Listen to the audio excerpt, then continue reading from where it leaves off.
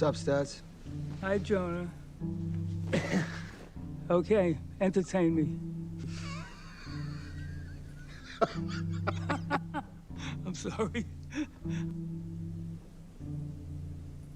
Welcome back, guys. It's Chad, and we have my friend again, a favorite of the channel. Say hi to the people, Farhat. Hi, I'm Fufu. And today we're going to discuss a movie she recommended I watch. I'll let you know ahead of time. I'm just going to let everybody in the audience know. Hated this movie. Didn't think it was good at all. She really liked it, so we're really going to have a few conflicting points here. To start off, it's a movie, it's Jonah Hill directed. It's about a therapist, I believe it's his therapist, a man whose name is Stutz. It's a very interesting premise. It's a documentary. It's not a film it's not like a blockbuster. A movie. Yeah, it's not a fictional retelling or based on real life, a biodrama, none of that. No, this is a documentary, and it is very interesting both in format and in content. So let's just dive right into it. Spoiler warning for anybody who, do you even do spoiler warnings for documentaries? Not sure, but here it is. What's there to spoil? I don't think there's anything. Yeah, it's very much, it's Jonah Hill tries very hard in this documentary to not make it about himself. He wants it to be about the man that is his therapist. Correct? You agree with that interpretation? Yeah. But listen, let me put this, like, didn't you say that you didn't like it? Okay, I'm gonna say what I didn't like about it. So just like it's out there. I didn't like Jonah Hill pretending like being fat was that big of a deal. Like I know, I understand that it's something that affects people heavily. No pun intended. She's laughing. She's laughing. When the audio cuts out like that, that's her doing her Windex wiper, her Windex spray, her windshield wiper laugh. Like it's her. Yeah, she's cracking herself up over here. What she's referring to while she gets this laughing bout out is there's a scene in the movie where they're discussing traumas. The doctor talks about his father slowly dying, and Jonah Hill says, "Oh yeah, when I was a kid, I was fat." So they're both kind of going back and forth with traumas. Jonah Hill's, he says, being overweight as a child shouldn't be a big deal. I understand that, but to me, it was extremely traumatic and shaped a lot of my life. So that's what she thinks is so funny here. So that's what, it's just like, especially with like the world right now, I couldn't take him seriously at all. And yeah, so I'm glad that he didn't talk about himself, honestly, because, anyways, yeah, so that's like the only part I didn't like. Interesting that your only complaint is him sharing his emotions and his thoughts and feelings in what's supposed to be a safe space. Your criticism of it is, oh yeah, he's too vulnerable in the movie about vulnerability. No, I just felt like it was so out of touch. Like that guy's talking about how his dad was abusive. No, not dad. His grandpa, his grandma was abused, and his mom was just weird, and how he has Parkinson's. His brother died. Like all this deep trauma, and then you got Jonah talking about, oh, I was fat and I had acne. I don't know. I don't know. Maybe I'm insensitive, but I didn't like it.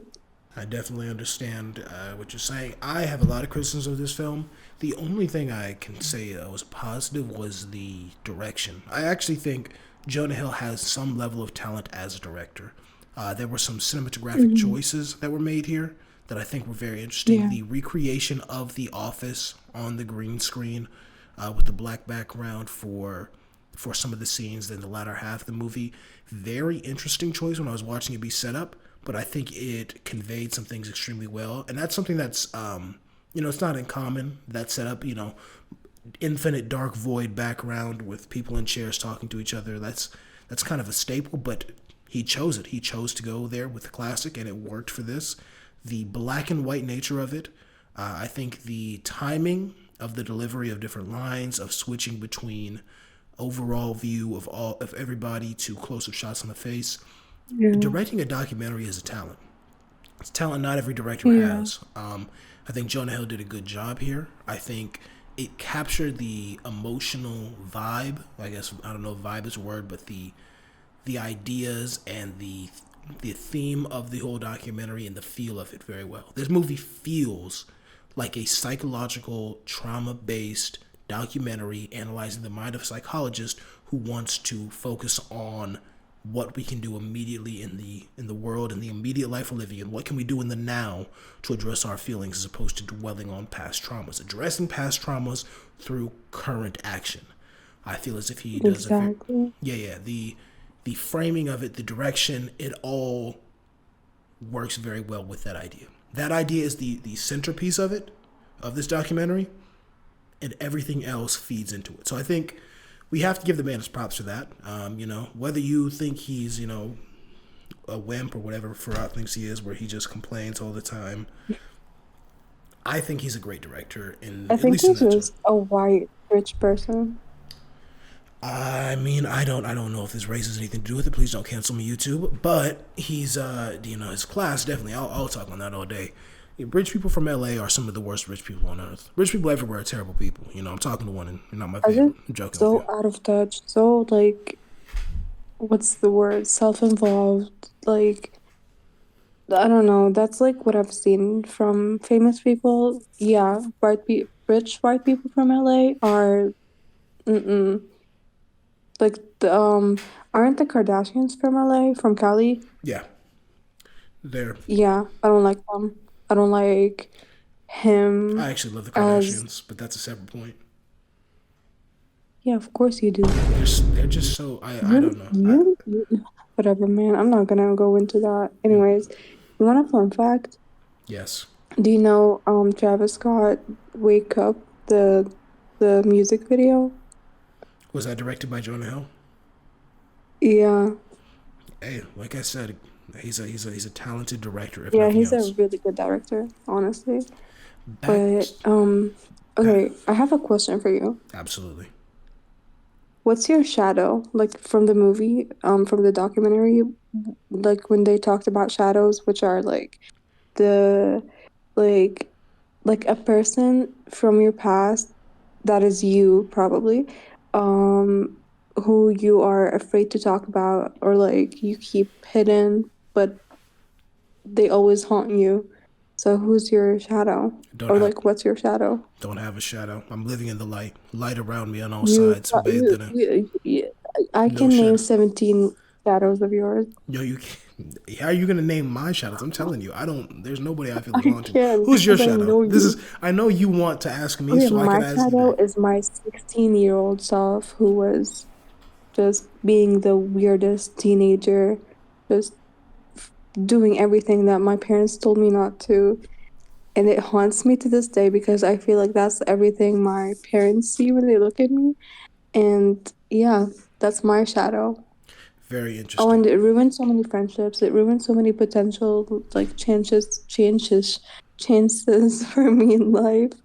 Yep, so that's my shadow. So what's yours? Do you think the idea of the shadow is that the central takeaway of the film? Because I thought it was current action, but speaking from his framework that he's setting up as a psychiatrist, because this documentary does focus on his work. I don't know if psychiatrist, psychologist, I don't know the difference, but he is a psychological person. He's a person who studied psychology his whole life. Do you think that idea of the shadow, the moment in time in which you are trapped by it and you constantly look back on, do you think that that is something that was well captured through the film as it is? Do you think that idea of the shadow always following you, do you think that was put in the right spot in the film? Do you think it was delivered correctly? Or do you think there would have been I a think it better. was because it actually like stuck with me because when he was talking about this shadow, like when he was like introducing that idea, he was like, okay, close your eyes, now imagine this and this and that. And I did it and it actually like it yeah, it took me back to that exact moment. Like I've never in my life thought about what my shadow was or what haunts me from my past to this day. Like I always thought it would be like something else, like something like my mom or something, but that's the first thing I thought of, just like me being 16 and reckless and just changing literally my whole life. because I made a few stupid choices. So yeah, I think it was like portrayed perfectly because yeah, I never like considered that, you know? Very interesting. I had the opposite take on it. I did not like the placement of it.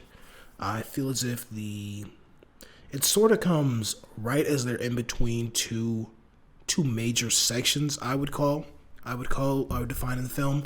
Uh, I don't know how else to describe it, but the backstory section or the past trauma section, which I honestly, I'm gonna sound unempathetic and insensitive here. Weakest part of the whole thing. I did not care about this guy's life story. I understand documentaries have to do that. I understand that's, it's about him. We need to understand how he came to be who he is. Didn't like the framing of it. Didn't I mean the guy, he does a good job of portraying himself as comfortable. It didn't seem like he was comfortable with it. But I mean he agreed to do all Yeah. this, so we have to, we gotta look at it that way, and people have a rough time, talking about painful painful parts of their life. So I understand and respect that, but honestly I just feel as if the splits, the way it was the transitions between the splits, between the different sections in the documentary, I feel as if there were cleaner ways to do them. Not even in terms of direction, but just in terms of material. I think there's a different way to move things around. I think perhaps the shadow part, I honestly think could have been either the very last thing or very early on they should have foreshortened the section on traumas. I think that would have been more thematic from my view as director. But then again, you liked it, I didn't. I probably was never gonna like it. I'm not a fan of this style of documentary, or this You know what subject I matter. think like the problem is with you?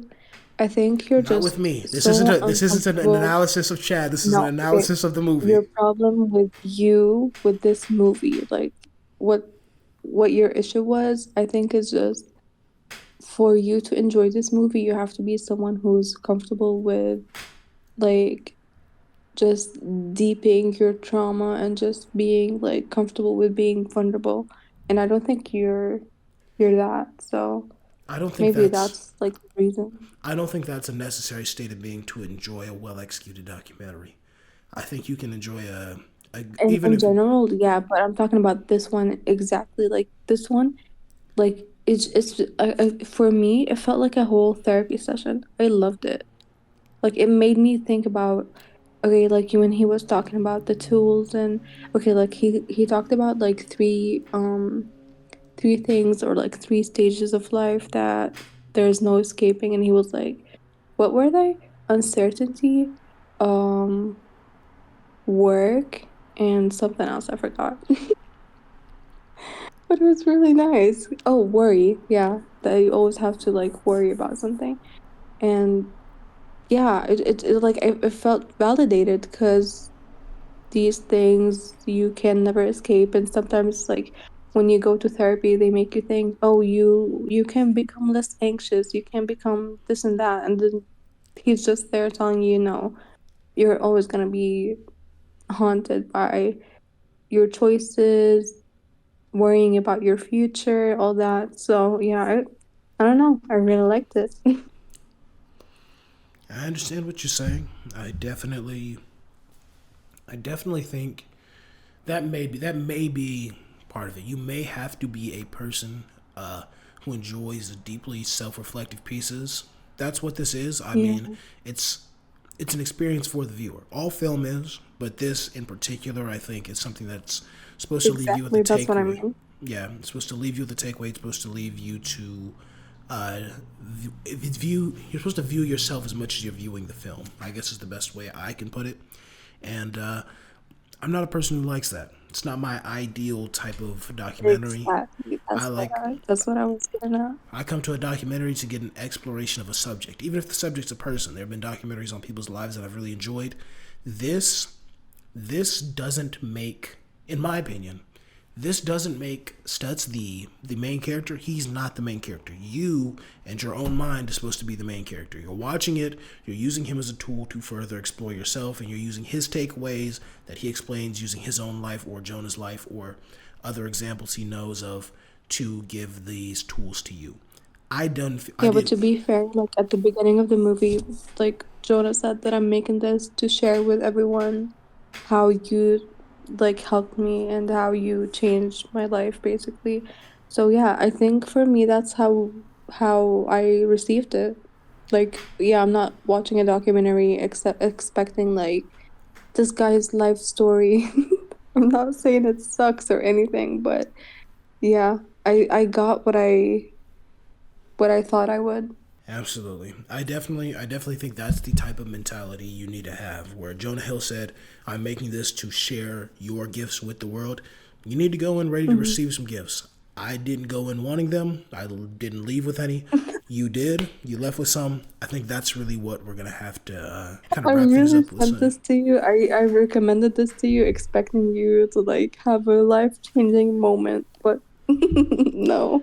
My life was definitely changed. You know, about an hour and a half of it was wasted. So that's a change. Okay. All right. Okay, big guy. Okay. Absolutely. So everybody who's watching, if you're interested in what Farad experienced, if that sounds like something good to you, I hope you go watch this film. If you're more like me, don't. Thank you for watching. Please like and subscribe, and I hope you have a wonderful day. Say bye, Farad. Bye.